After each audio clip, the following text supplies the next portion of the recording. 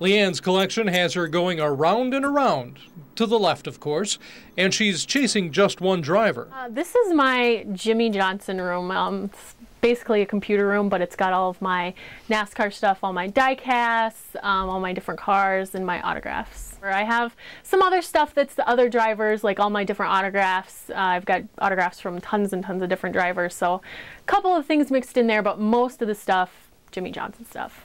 But her fandom is relatively newfound and didn't start until she saw her first race. I became a fan a while ago. My mom started watching NASCAR, and then she kind of got me and my sister into it, and she's like, well, you have to pick a favorite driver. So the race we actually sat and watched, the first one we all watched together, Jimmy had won that race. So I was like, okay, I'll just pick Jimmy Johnson. I've tried to collect all the different cars, the smaller ones, the 164 and the 124 size cars from each year. So I have several different of the smaller cars and bigger cars from each year, dating back to 2002, which was his rookie year. But it doesn't stop there. The collection's raced on to other things, from candy. It's actually a Pez dispenser, which is kind of fun.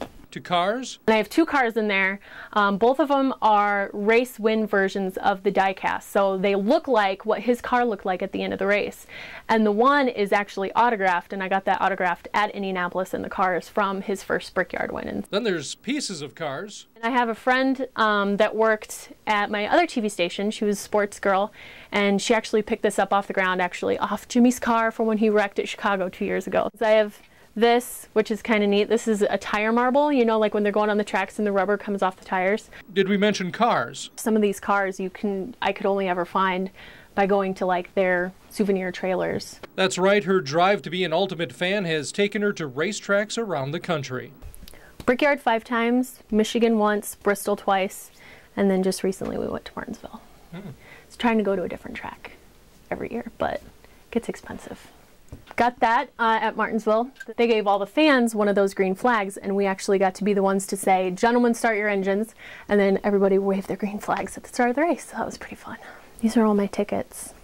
I actually have one of my ticket holders signed by both Jimmy Johnson and his crew chief, Chad Knaus, which was pretty awesome, and got both of those at Michigan. Yes, she's met the man who has her all revved up.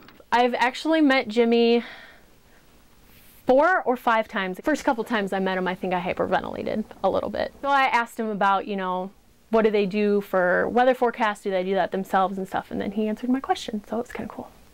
Didn't apply for a job, though? No, I wish I could have, though. That would have been awesome. Instead, she'll stick to her Jimmy Johnson thermometer and rain gauge, of course. And if no umbrella's around, there's always a hat. I try to collect all the different hats, and then, of course, the 3 championships, so I have the championship hats in there as well, so I have all those.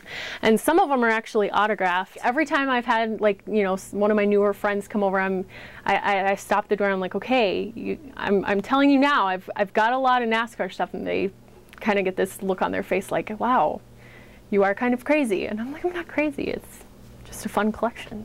A lot of this stuff has special meaning other than, oh, hey, it's a Jimmy Johnson car, so I don't think I'd ever sell it.